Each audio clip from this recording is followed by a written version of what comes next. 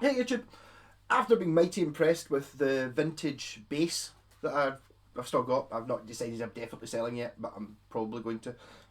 The Ernie Ball Music Man copy bass, I was mighty impressed with that. So I got myself a vintage SG, as it says in below the things, a John Hornby Skews product.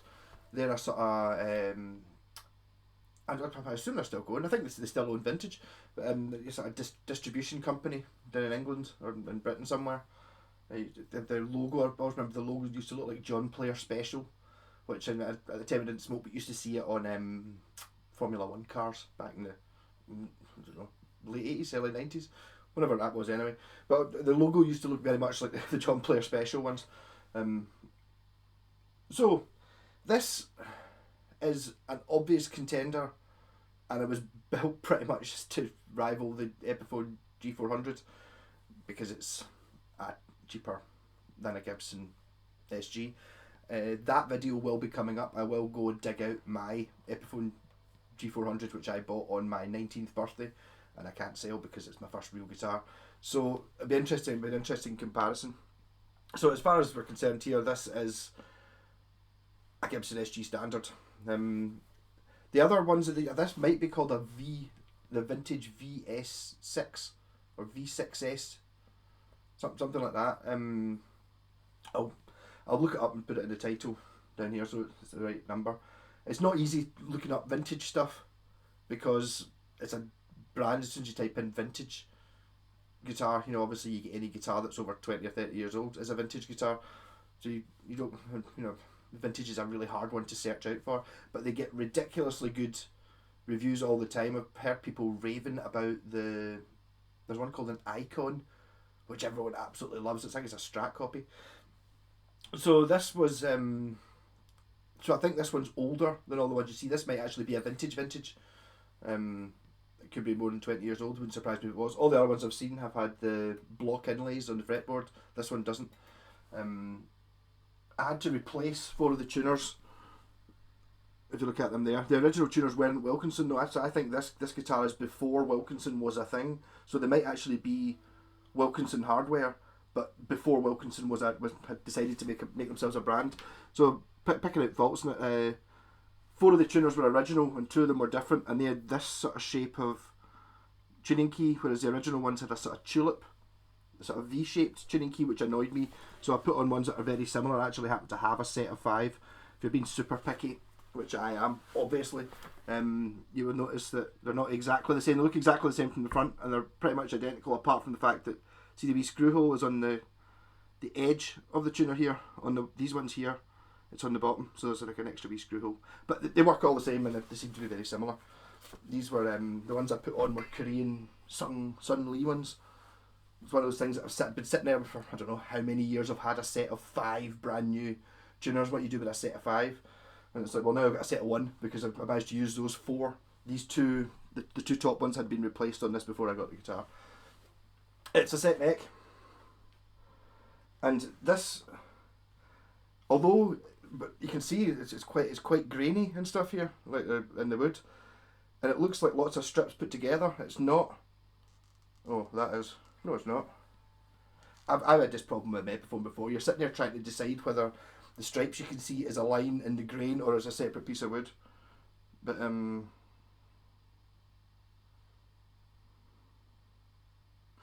going to argue here that this bit here, see that line there? Ooh, if I can get the light right. That line there, I think this piece here is separate. This is one piece. That's not a join because it's not a straight line. And there's another one here. So I reckon this is one piece of wood. This is one piece of wood, and this is one piece of wood. So it's a 3-piece body. If you compare this to a modern, the new Epiphone line, which I've got, been watching them in the NAMM show. They've put a veneer on the top to hide the fact that it's going to be many pieces of wood, whereas this is actual wood. It's not. There's no veneer on this, which doesn't work with the SG because you put a veneer on the top, and then what happens to these chamfered bits? They look awful, and the new Epiphones, for my taste anyway, look absolutely hideous with a veneer on the top and then a sort of other coloured bit running right the outside. You're much better off with this. actually looking at it, I think my favourite thing about this guitar is it's got a cherry red headstock. And as far as I can aware, I think all SGs I've ever seen have always had a black headstock, so it's nice to see one that's got something a little bit different. The headstock shape's quite nice as well. It's very not Epiphone-y. It kind of looks like someone's made it out of one of those things you make crinkle chips with. I don't know what you'd call that, crinkle chip cutter. So this didn't have, I got this, it didn't have any, didn't have the bridge or the tailpiece on it. And if, again, I'm going to be really picky with this one. That bridge is not silver, it's gold. But what I did was I just brassled it, so it's only slightly gold. You would never notice unless you're picking it off. I didn't. The saddles are still gold, but the actual tailpiece itself is. You would say it was silver if there wasn't something silver right next to it. So you kind of go and you hold it in the right light. You can go, oh yeah, maybe it is gold.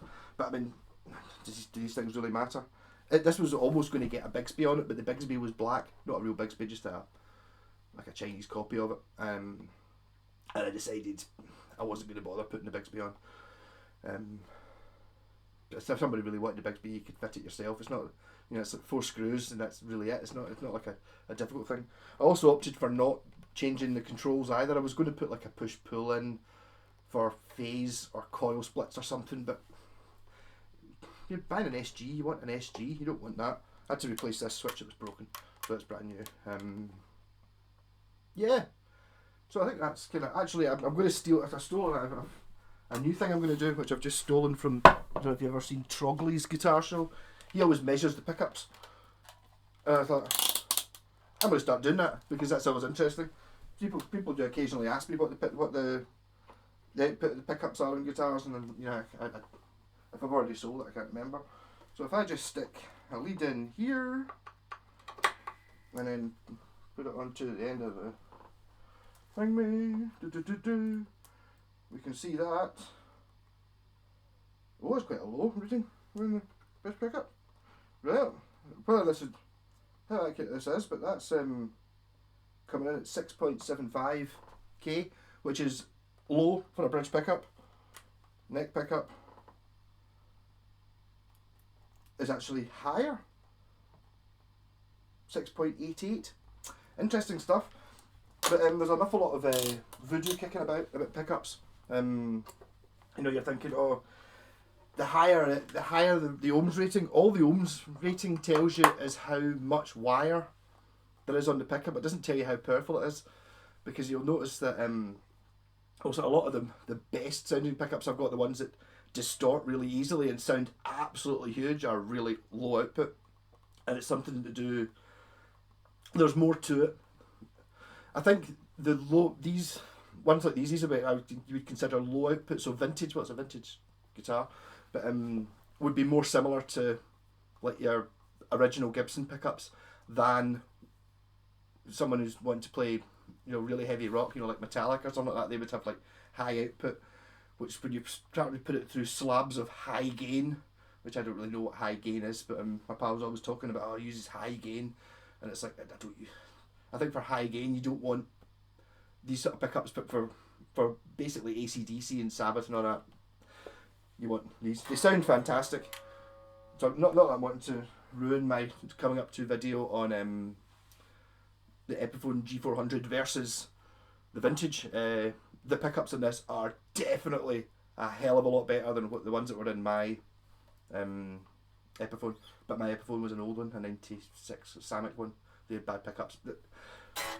Another thing, yeah. So, and the other thing, it feels slightly odd. This guitar, the neck feels longer, and I measured this last night. It's a 25-inch scale, so it's the same scale as a PRS. A Gibson would normally be 24 3/4, so it's only a quarter of an inch. You know what I mean? But I wonder if that's what makes it feel slightly strange, because I can't put my finger on it. What it is that makes it not quite like a normal SG, and I think maybe that scale length might be doing it. Just it's just slightly longer than a Gibson.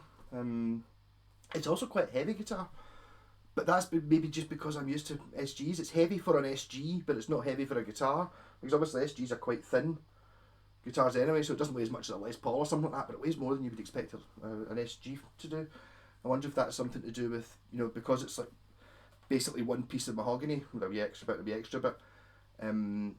It's real mahogany, so that was maybe cheaper to get heavy real mahogany, because maybe people don't want heavy mahogany. I mean, if you made a Les Paul out of this, you know what I mean, it's going to weigh a ton. So I don't know where that comes in.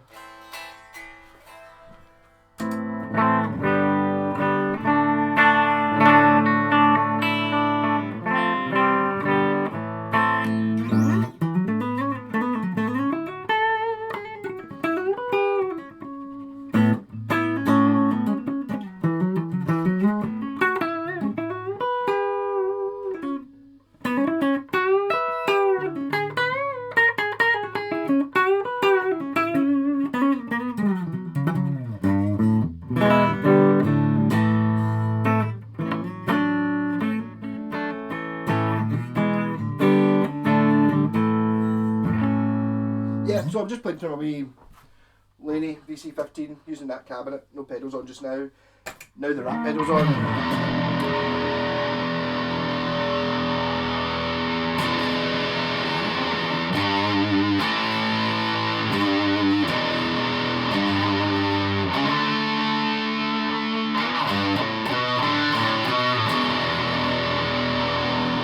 Are you 100% in tune here?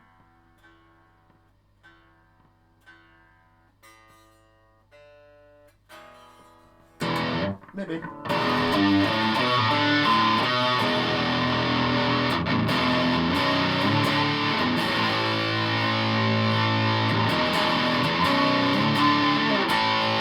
that's just started for AC/DC.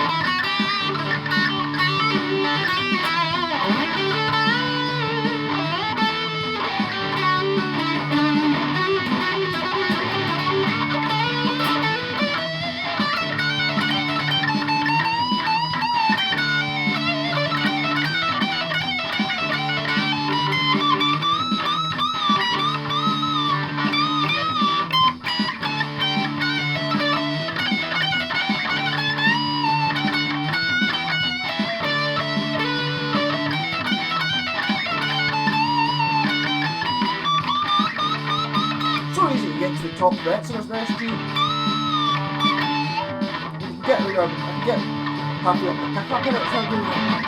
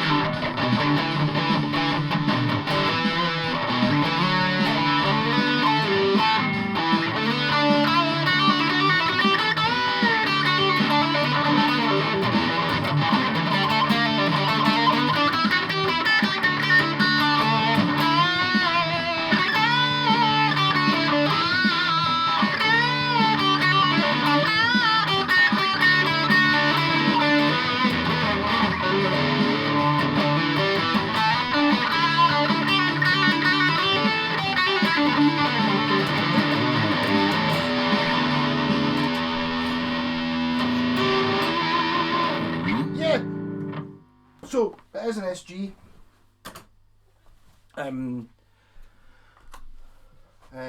Yeah. So if you want an SG, and basically, like everyone wants an SG. I won't be keeping this one just purely because I've got my, as I said earlier, my Epiphone one I bought on my 19th birthday, which looks very similar to this, and I've got my Gibson one which I bought, don't know, when I was about 20, 21, something like that, a long time ago anyway. So they've kind of got sentimental attachment. I don't need any more SGs. I was talking about SGs relatively recently actually. I can't remember why. I'm sure it was on a video. So rather than just repeat myself, SGs were my first guitar that I really have to have. An SG, that's the one, you know, Angus Young, Tony Iommi. There's one in the front to get your yayas out. Paperback Writer. You know, the list just goes on and on. Santana at Woodstock. You know, SGs are just, the Alice Cooper band all played SGs, including the bass player. You know, they are the ultimate sort of heavy rock guitar, but it's Robbie Krieger at the Doors. So it's not, although it's the most metal and rocking and evil looking of the sort of classic early guitars, you know, your 50s and 60s, you know, your Les Pauls and Strats and Tellys and all that. The SG is definitely the most evil looking one, but because it also fits in with just about any kind of music. I don't think there's anything you could really struggle to play on an SG, and it's got the classic colours, and it looks, the grain on the top looks much nicer than the new Epiphone ones. In fact, even it looks an awful lot nicer than the SG faded, you know, the Gibson ones with its high gloss finish. Nice piece of wood. So I'm going to look at my Epiphone one, and I'll do a wee comparison. I might even bring compare it to the Gibson as well. It's going to be a bit of a strange comparison because well, it's not going to be a fair fight because my Epiphone's got I put P90s in it, so it's not going to sound the same. So basically everything but what the pickups sound like are I can shoot out, if you like. Yeah. So I think I went viral yesterday. I was sitting watching telly and I got 3 pings in an hour of new subscribers. So it's like I'm so nearly at 1,000. It's great. If you manage to be, if you're not subscribed, please do. And if you get to 1,000, you'll win some sort of crap prize. It'll be crap, but it might be funny. I don't know what it'll be. I'll think of something. It might be a note saying you've inherited. You'll get a Mad Malco T-shirt next time I go to China once this virus is over, and I'll buy another pile of them. Because I just bought these for me because, let's be honest, they were really cheap when I was in China and I never took any clothes with me really. So I bought 10 of them. And people have been asking for them. I gave away 3 of them, I think. But yeah, so Setneck SG probably up for sale quite soon. I'll probably wait until after you've seen the video of me comparing it to the Epiphone. Well, maybe or not. Maybe the Epiphone will be better. I don't think it is. I'm pretty sure this is a better, like it's just all round a better guitar than the Epiphone, and the Epiphone I've got is the desirable Samick one, which I think is better than the later on anything, from the 2000s onwards. I think it's better than them, but the hardware was suspicious on it. But this seems to be relatively solid, or not relatively solid. Seems to be absolutely solid. So my new thing, I think you might be seeing quite a lot more vintage guitars because they're awful good. They've made it onto my list of there's guitar makes that I jump at when I see them, and then there's ones that I kind of and then there's ones I don't know about. So vintage were on the I don't know about list. They're now on the I'm pretty sure that anything you buy that's going to have vintage as a brand is going to be good. There's a few companies that are like that. Things like Yamaha, you don't get shit Yamahas. I kind of don't want to tell you a lot in case I get competition. But there's a few brands kind of like this. Vintage is actually quite well known though. It's well known that they're good. Someone was telling me a story about a guy at his house. He's got like 60s Strats and stuff like that. But when he's out gigging, this is like a proper touring musician guy, some blues guy, and he just uses the vs6 icons for touring. And he just but he's got a home, so he's playing big venues and stuff. He's just using them because they're not noticeably different from the real ones, but they're not worth tens of thousands of pounds. They're worth a couple £100, sort of thing. So interesting, right? Really very pretty SG. This one is in very good condition. It's got a bit of age to it. There's a wee bit of sort of, is it patina you call it, kind of coming up in the pickups. As I said, the tuners are not the original ones, but 4 of them are new and 2 of them were replacements that were originally on it. They're fine. It's got a scarf joint there, which is normal. It seems neck wise. Obviously I'm rubbish at necks. I don't know what you call that. Basically, I'll compare it to the Epiphone one and the Gibson one. It feels to me like my Gibson one. It's not particular. It seems quite wide and quite flat that way. But apart from that, I'm not good at describing necks. But nice guitar. Oh, fuck, 25 minutes, man. What's going on? Rock and roll.